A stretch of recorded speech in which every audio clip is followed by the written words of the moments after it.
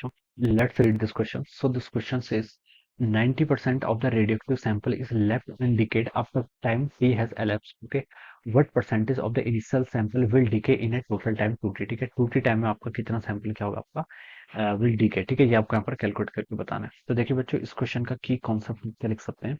The key concept of this question, इस question का की कॉन्सेप्ट आप लिख सकते हैं।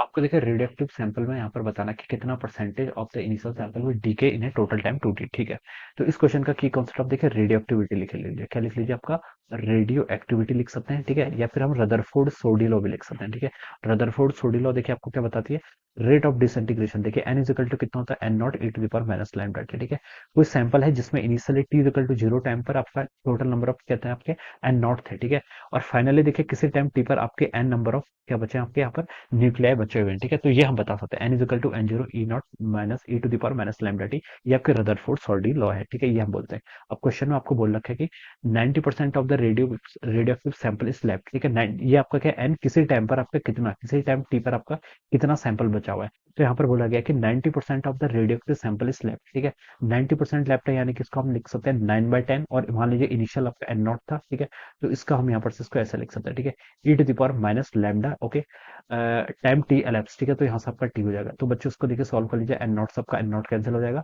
यहाँ से e to the power minus lambda t को लेफ्ट लेके जाऊंगा तो e to the power lambda t यहाँ पर से ऐसा हो जाएगा। ठीक है, और ये आपका यहाँ पर से 10/9, इस टर्म को हम यहाँ पर से ऐसे लिख सकते हैं। आप डी के कॉन्स्टेंट फाइंड आउट कर लीजिए। डी के कॉन्स्टेंट देखिए यहाँ से कितना हो जाएगा आपको, यहाँ पर से लैम्डा टी दोनों साइड एल एन कर लेंगे तो यहाँ हो जाएगा आपका एल एन ऑफ 10/9। ठीक है, ये आपका यहाँ पर से इतना हो जाएगा। और यहाँ से आपकी लैम्डा की वैल्यू कितनी आ गई, लैम्डा की वैल्यू यहाँ से हो जाएगी आपकी 1/3 टाइम्स आपका एल एन ऑफ 10/9 के इक्वल। ठीक है, this is our disintegration constant. ये आपका डिसइंटीग्रेशन कांस्टेंट की वैल्यू आ गई। अब बोल रहा है कि what percentage of the initial sample will decay in a total time 2t। कितना परसेंटेज क्या होगा आपका डीके हो जाएगा 2t टाइम पे। ठीक है, तो अगेन देखिए हम इस फार्मूला का क्या करते थे, यूज करते थे, इस फार्मूला का यूज करेंगे।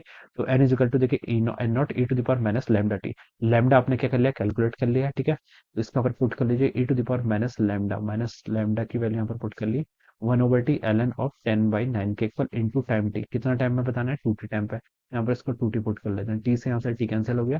और ये n कितना हो गया आपका, n हो जाएगा N not times E to the power ये कितना हो जाएगा आपका -2। देखिए आपको बाहर आ गया -2 एल एन ऑफ 10⁻⁹। ठीक है, ये टर्म यहाँ पर से इतनी आ जाएगी।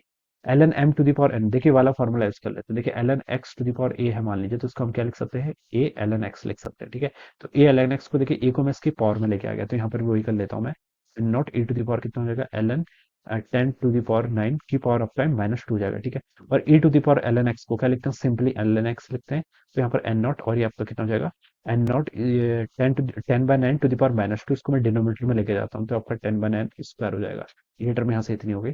इसको हम सॉल्व करके लिख सकते हैं, 9 आपका ऊपर चला जाएगा तो 81/100 टाइम्स आपका एन नॉट हो जाएगा। ठीक है, ये हम यहाँ पर से लिख सकते हैं। ठीक है, तो इतने सैंपल आपका क्या बचा हुआ है। ठीक है, इतना सैंपल आपका क्या बचा हुआ है।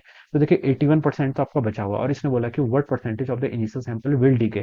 तो डीके कितना हुआ होगा आपका 19/100, यानी कि 19% क्या हुआ होगा आपका डीके हुआ होगा, और 81% आपका यहाँ पर बचा हुआ है। ठीक है, तो 19% आपका डीके हो जाएगा 2t टाइम के अंदर। ठीक है, तो बच्चों बी ऑप्शन क्या होगा इसका करस्पॉन्डिंग आपका राइट आंसर हो जाएगा। क्या हो जाएगा आपका, B option will be the right answer of this question. ठीक है, 19% ऑफ द इनिशियल वैल्यू हम बता सकते हैं। ठीक है, तो ये इसका राइट आंसर है। So B option is correct. Okay, so this will be the answer. So I hope you all understood this concept. All the best and thank you so much.